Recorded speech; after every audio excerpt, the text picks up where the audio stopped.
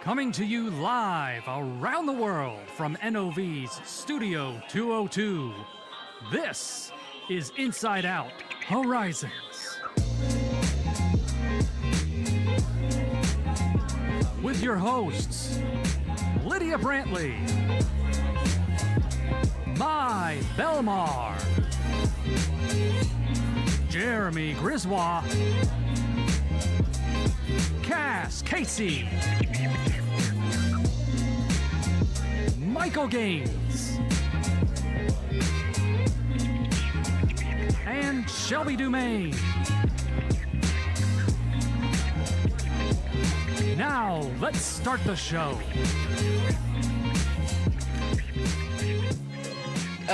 Good morning. I'm Lydia Brantley, and I'm here with Marshall Adkins, the Managing Director and Head of Energy Investment Banking with Raymond James.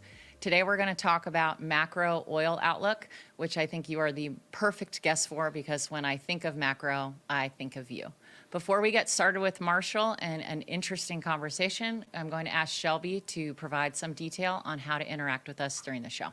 Absolutely. Thanks, Lydia. I'm happy to be here this morning. And thank you to everybody joining us online. Whether you're watching from Facebook, LinkedIn, or YouTube, we welcome you.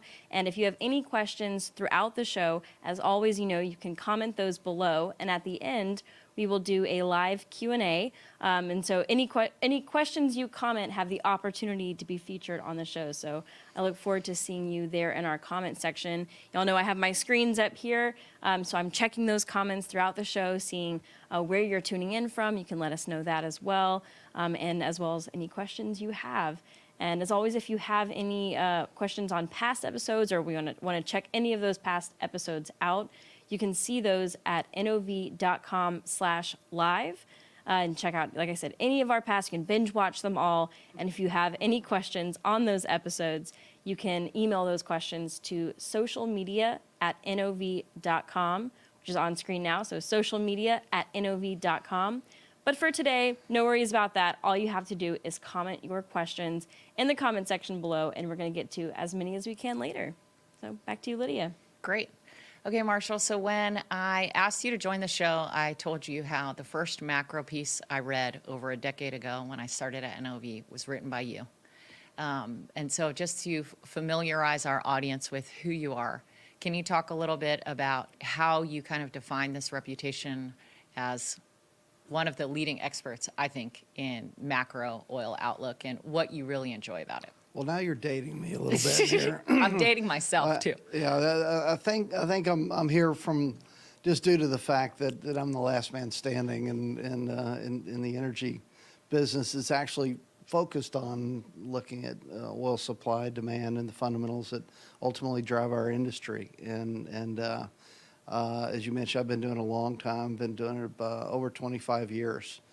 And as I got into it in energy research 26 and a half years ago, I found it was just one of my passions. I really enjoyed it. I enjoyed the interaction with really smart energy guys that challenged you every day and challenge your assumptions. And it's such a difficult sector with so many variables. You're never going to get it totally right. But incrementally you change your opinion every day with incremental news, and that's what I've enjoyed about it is the interaction and the challenge of really solving a really difficult problem that has a lot of variables. And as an engineer, that kind of attracts me. I was going to say, because knowing that you're an engineer, did you go straight into this out of school, or were you engineering first? No, I actually contributed to society for a while. I was a frac engineer when I started 35 years ago. So a lot of people don't realize that we were actually fracking wells. So they think we just invented this stuff like 5 years ago. They were actually fracking 35 years before I started. So we've been doing it a long time, and I work for BJ as a frac engineer. And like I say, that's where I actually did real work and tough work. This is air conditioning. This is nice. Well, the real work informs your perspective today, I think. Yes. Yeah. Hopefully. Well, so today the plan is really to talk oil price outlook. You've long been bullish. You've recently asserted you're still bullish, even in the face of lots of gloom and doom in the oil and industry. And so today we're going to try to understand a little bit better about why.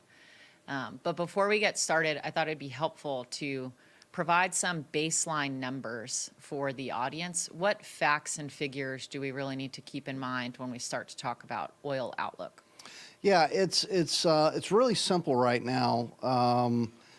Just to get a grasp around the supply and demand situation for oil, because pre-COVID in 2019, we averaged about 100 million barrels a day of consumption. And supply, and so it's a good round number. I like Right. good round numbers like that. And when COVID hit, demand just got hammered. You know, early on we thought it might be down as much as 25-30%, or 25-30 million barrels a day.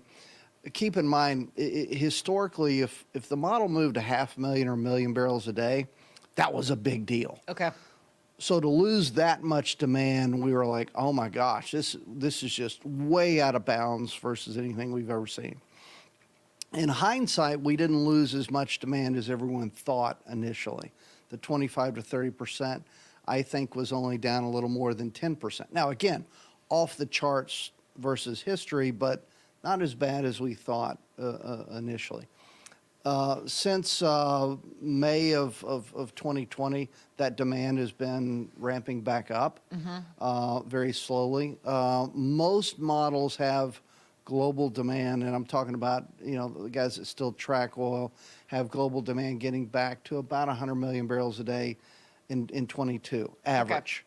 So you know, in 2019, we had 100 million barrels a day of demand. You know, got hit in 2021. But 22, we're all kind of looking to get back to where we were in 2019. So that kind of sets the stage. We have seen a sharp recovery off the bottom. There's an element of permanent demand destruction that's going to be existent. You know, the more people are going to work from home, right? You know, going forward. But over time, that will be eclipsed by the global economy still growing.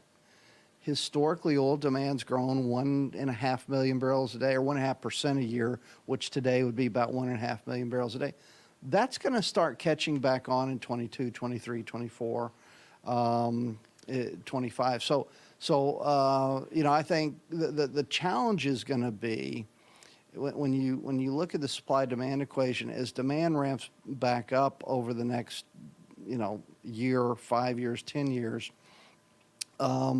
you're starving the industry of capital, and your supply isn't going up like it has in the past. Right. And so when you have limited supply growth due to multiple things, ESG, and investor appetite, capital starvation, regulations, et cetera, a lot of things go into that limitation of supply growth.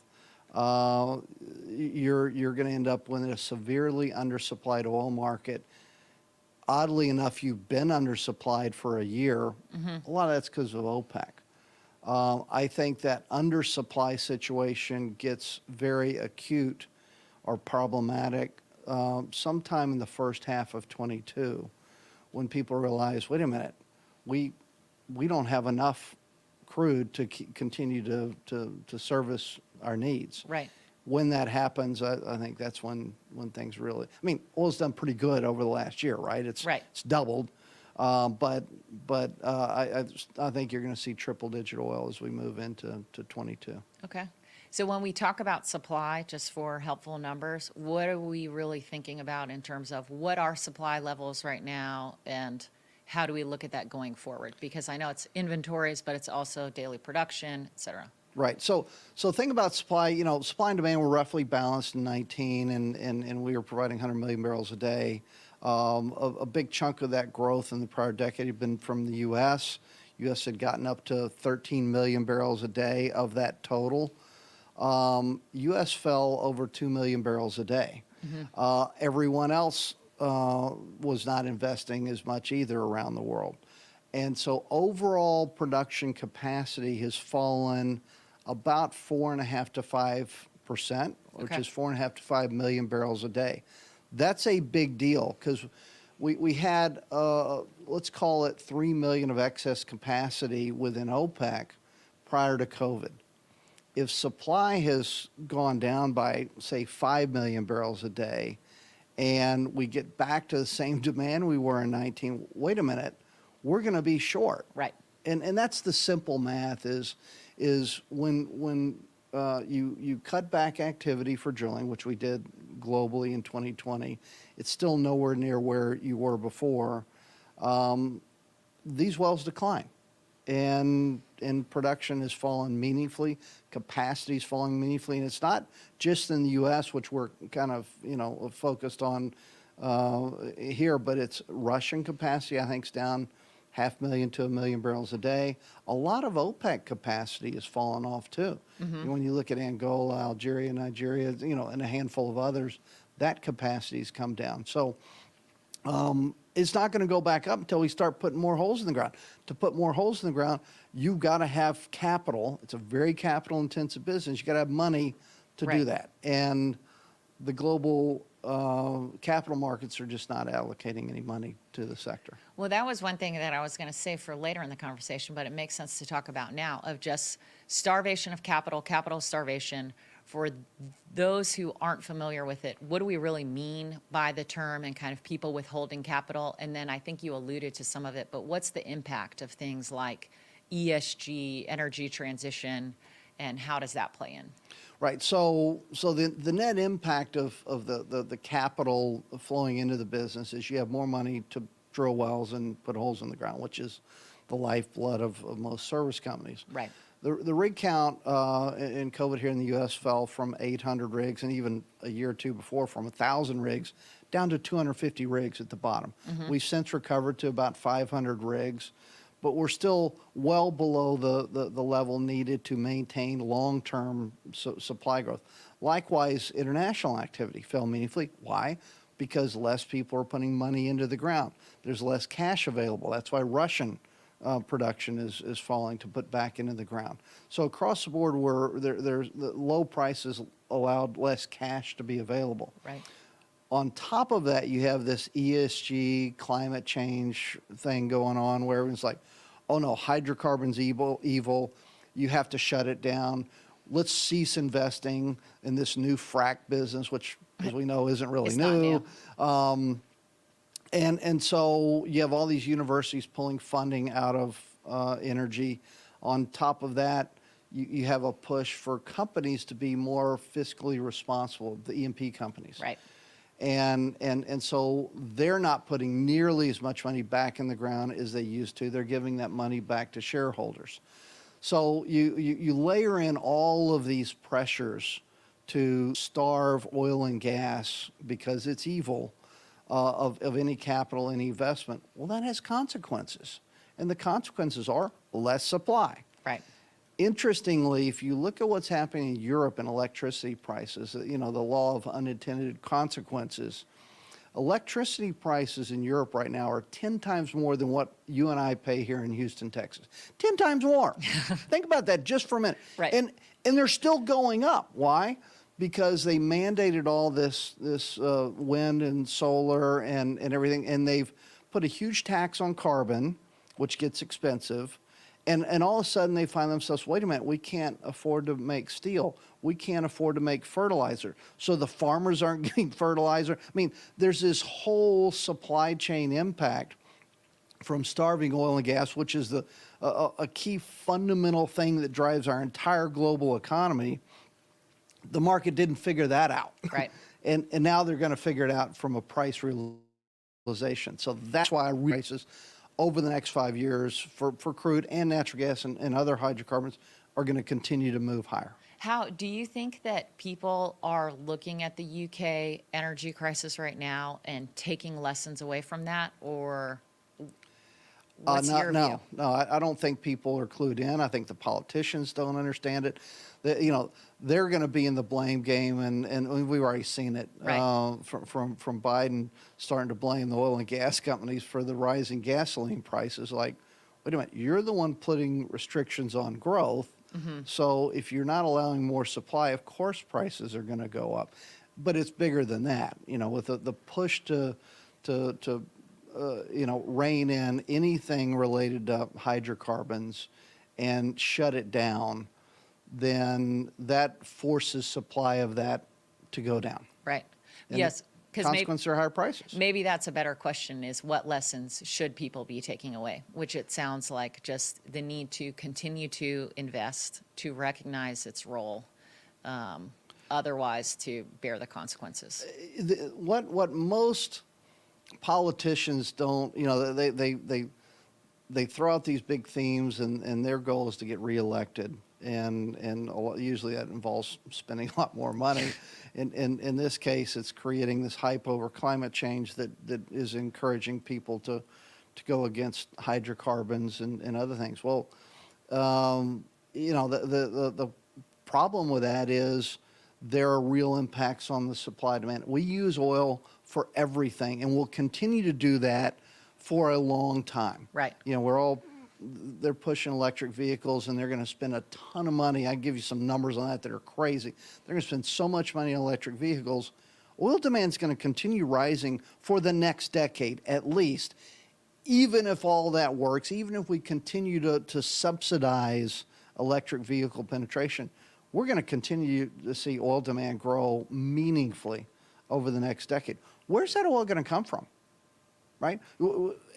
The clothes we wear, particularly my clothes, a lot of polyester and a lot of oil products in these clothes, but everything, just getting around, driving up here today, transport of goods across everywhere, it is hydrocarbon based, and you will not get away from that on a short-term basis. Here's an interesting fact. So Norway has the most aggressive electric vehicle plan out there.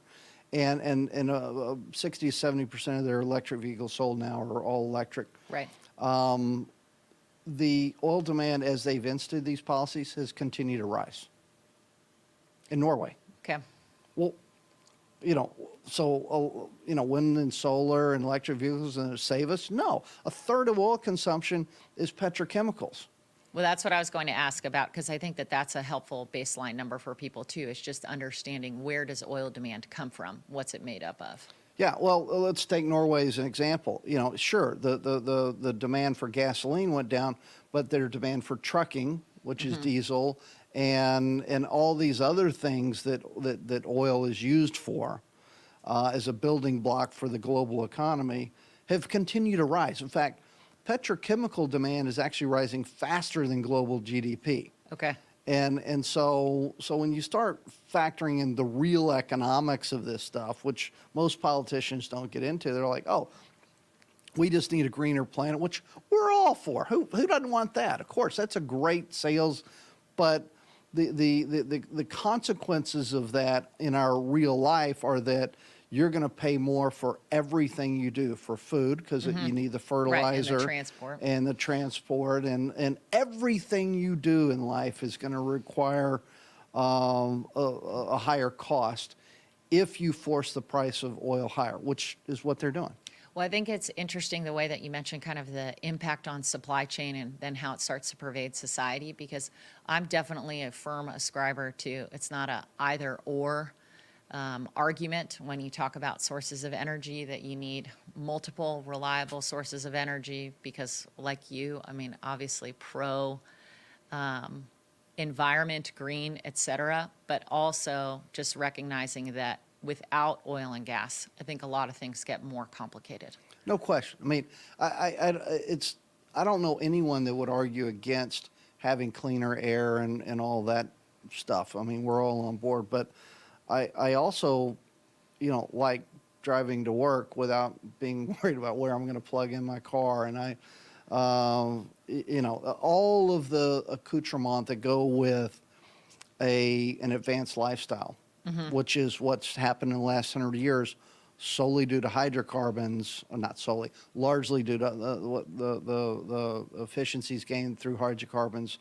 And by the way you deal with climate change and the consequences of that are already in place is, hey, hydrocarbons are part of the solution, Right. in terms of dealing with all the issues there.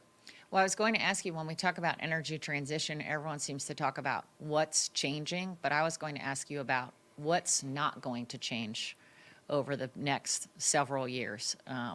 Definitely sounds like the presence of hydrocarbons is one of them, but in terms of other kind of fundamental driving assumptions, what do you look at as we can count on that continuing over the next decade? Yeah, so let's start with things that are going to change. A ton of money flowing into energy transition related things, both taxpayer driven and otherwise. And if you're not dealing with that as a company, then you're behind the curve. Right. And our practice in clean tech, renewables, energy transition has grown meaningfully. Because that's where the capital is going. Mm-hmm. That said, oil demand isn't going away. Here's an interesting number. If you look at most people's models, they hope by 2030 to have 30 to 40% of cars sold in the world be electric. Right. If you do that, but by the way, that's a big ask. That's a bold statement. It's a big ask. If you do that by 2030, what is that, 9 years from now, you will be up to 10% of the cars in the world that are electric. What about the other 90%? Oh, and by the way, the number of cars is going to continue to grow. Right. Right? Because you have to GDP allow growth. global GDP growth. You have to allow the third world countries to enter the developed world status. And the way you do that, as China has done it the last 20 years, is you go from bikes to motorcycles to automobiles, et cetera. And India is going to be going through that. Then Africa is going to be going through that. So as the world gets wealthier and more well-to-do, all of those things will go up. So when I look at my oil model for 2030, oil demand will still be growing at least 500,000 barrels a day. At least 500,000 barrels. So that isn't going to change. Oil demand. Now, it's not 1.5 million a day like it is now, and it assumes taxpayers are going to continue to be willing to pay for rich people's electric cars because and the electric cars are awesome. They're cool.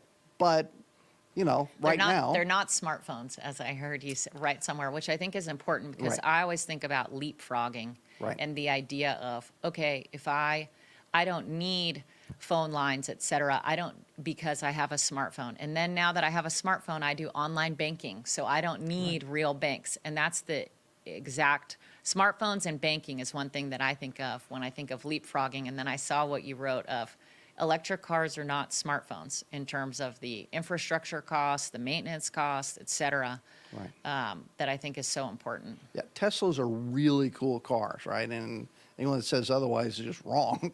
But the other side of it is not a transformational technology like people always like to push electric cars into being. Transformational technologies is going from horses and buggies to automobiles, whether it be electric or at the time or gasoline driven, which ultimately took over because it was a better product. Mm-hmm. And cell phones are just a better product than what we had before. Electric cars aren't necessarily a better product from the hydrocarbon, oil, diesel, oil, gasoline-driven cars that we have right now, particularly in terms of range and a lot of other issues. So. Right. Well, I'm sure the audience is going to ask more questions about predictions, timing, et cetera. But before we get there, I wanted to ask you about I wanted to ask you really about you and kind of maintaining your convictions as you make some of these calls. So I've heard the phrase, not always wrong, but never in doubt. Right. I think that would be ascribed to you well. But how do you maintain the commitment, the conviction to a call? By changing your model regularly. And as you know, in the research world, I was regularly meeting with all the smartest guys out there. And there's so many variables that go into forecasting oil and natural gas, and those are constantly changing. And so what I aspire to do is be directionally right. Right. A lot of the market focuses on, oh, well, he thinks oil's going to go to 100. Actually, I think it's going to go higher.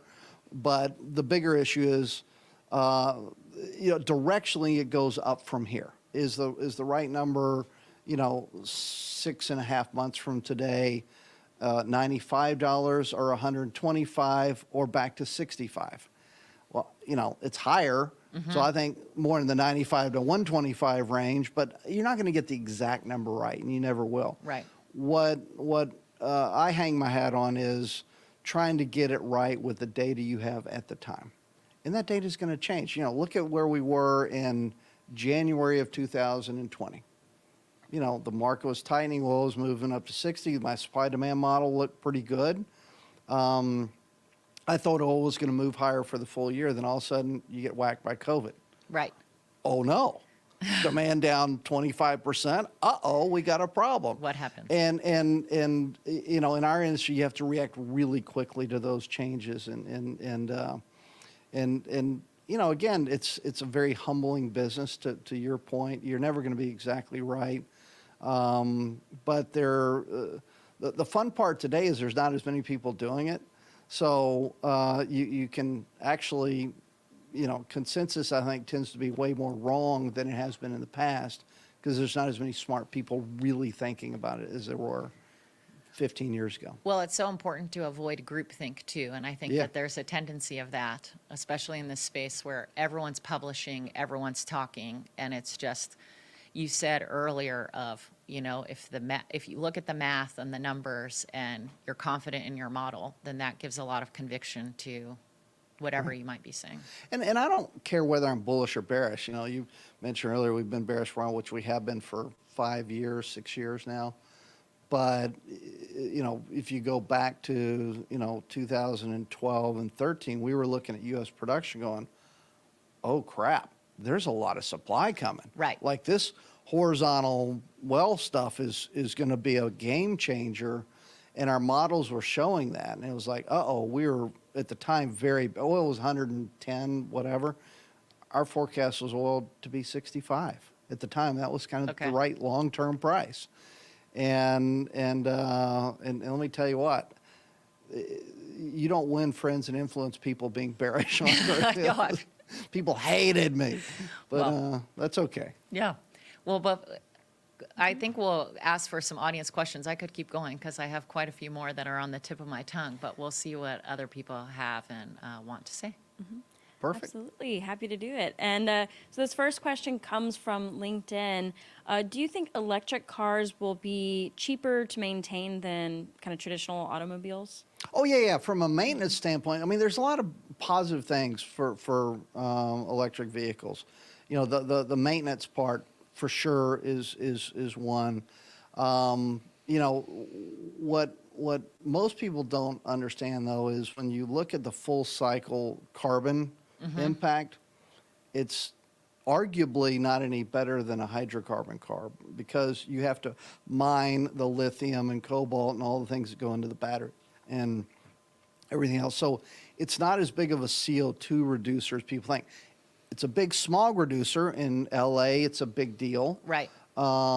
Things like that, assuming you're not generating your electricity with coal, which, by the way, China is the biggest electric car manufacturer out there, and they make 65% of their electricity with coal. They're putting a bunch of coal cars on the road. That's not cool. That didn't really help in solving anybody. But from a cost perspective, you would think those costs come down over time. Although I spent a lot of time on, or beginning to spend a lot of time on the whole battery thing, and there's many people that really have done big studies on this. We're not going to have enough materials for all the battery things that we're looking at. So the prices of those are going to start to go up, even as they've been coming down over the past few decades. That'll reverse and go back up. I don't know. I don't spend enough time looking at it. But if that's the case, in terms of actual cost parity to the end buyer. Right. I'm not sure electric vehicles get there.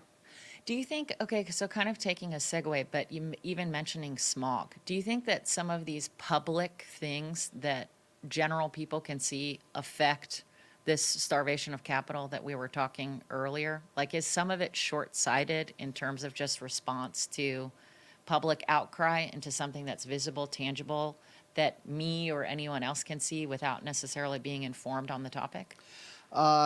No, because I think there's been a concerted effort globally to demonize hydrocarbons, and to convince everyone that, all right, this is the evil that needs to be put away, without walking through the consequences of that in terms of global poverty and all the other myriad of things that go into it. Notwithstanding the fact you just can't physically do the things they're talking about. Right. So will the public come around to that? Well, it would require the media to get on board and start,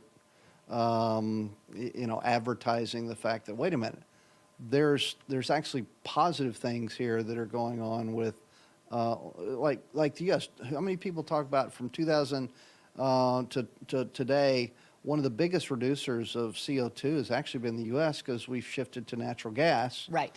And who talks about that? Nobody talks about that. Limited. And so I don't hold out a lot of hope unless the politicians get on board. And maybe when you're paying $8 a gallon for gasoline and the other consequences that are coming, or here in Houston we pay 9-10 cents per kilowatt hour. If you go to $1 per kilowatt hour for your electricity, all of a sudden, does the media finally catch on to that and say, wait a minute, this is a problem? Mm-hmm. And unfortunately, I think that's where we're going. Maybe down the road they'll come back to that, but I'm not planning on that in any of my modeling, I can tell you that. Okay. Mm-hmm. And that actually segues perfectly into the next question, which we talked about it on the show before, which is, the kind of public perception and how people think, often you hear like the bad guy, and something we hear a lot is, well, what can, as individuals, we do in the industry? So that's kind of the question is as individuals in this industry, what can we do to show people those good things and show people what we're doing? Yeah, for those of us that are left in the industry, I think we have to be honest with, with our discussion on what exactly are we using oil and gas for? Most people don't know. Right. They say, where does your electricity come from?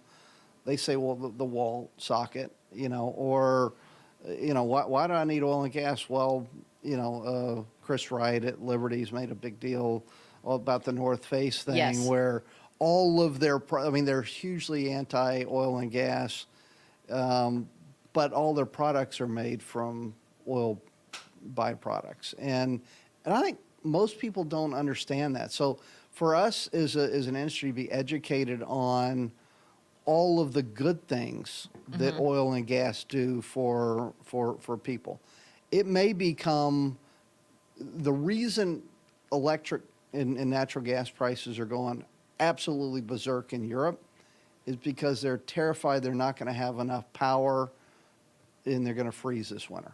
Right. You start doing stuff like that, people wake up, and then all of a sudden, oh, we're the good guys. So I would say just be educated on all of the benefits that oil and gas do provide. Mm-hmm. The amount of wealth created historically in any economy is very heavily dependent on the availability of cheap available energy. And us being able to, particularly here in the U.S., to produce very cheap, affordable energy is a huge competitive advantage. Think about this just for a minute. Our balance of trade, as the U.S. Production of oil went from 5 million to 13 million barrels a day, and natural gas liquids even higher than that, our balance of trade improved meaningfully. Right. We became a huge had a huge cost advantage in anything energy intensive manufacturing over anyone else in the world because of our achievement. That's a great thing for us as a country. It's part of why our country has thrived. Well, it's the people that are putting the holes in the ground and getting that oil refined into gasoline that you can put in your car that make it all possible. So that's how I'd answer that question. To be able to communicate that effectively, though, to a broad audience, I think tone is so important. And I think there's a tendency for people in the oil and gas industry sometimes or anyone, I should say, who feels defensive Sure. to then To be become apologetic or combative. Yeah. And instead, it's the empathetic tone of, let me understand where you're coming from, your perspective, so that I can also share this Right. in what's happening too. Yeah. So That's great life advice too. I gotta say, this I'm a last great question- life coach. Yeah, I've been doing life a long time. Yeah, exactly. So this last question, kind of going more maybe some life advice. So because we go live on LinkedIn as one of the platforms, we get a lot of comments about people looking for work, specifically a lot of recent graduates or people who are coming back maybe after a long time back to energy. So what advice would you have for those people who maybe are fresh to the industry, especially in this kind of crazy time that we're in the last year? It's interesting. When I moved over from research to banking, part of why I did that is we looked at this, what I think is a decade-long upcycle coming in the industry. And you have many of the European banks and whatnot shutting their energy practices down because oil and gas is bad. right. And we're like, no, this is really good. Let's go.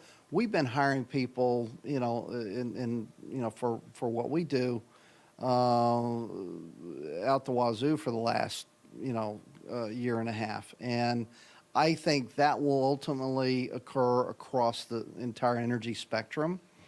I think it's going to be a fantastic place to be for the next 10 years because of the flight of people away from the industry and the fact that we're going to be a key part of getting prices back down from, too high levels over the next 5 years. Are there any characteristics that you think distinguish the people who might or that they should strive for that might be successful? Like I think about patience and foresight and conviction based on our conversation, but Let's go back to, not getting it right all the time, resilience. In this industry, it's a cyclical business, right? And I think everyone that's succeeded in this business has been very resilient. But it's been a very rewarding industry for many people. And I think the capital and money that'll be afforded by higher energy prices are going to generate great returns for the companies involved in the industry. And likewise, they're going to need people to do it. So they're going to have to pay those people. good. Marshall, thanks for the conversation. I think we covered many a topic, and I think we learned a lot, and I appreciate the way that you walked through not only oil and gas outlook, but the implications of what happens in threatened undersupply. Well, thank you for having me. It's great to see you again. Yes. Thanks to everyone for listening.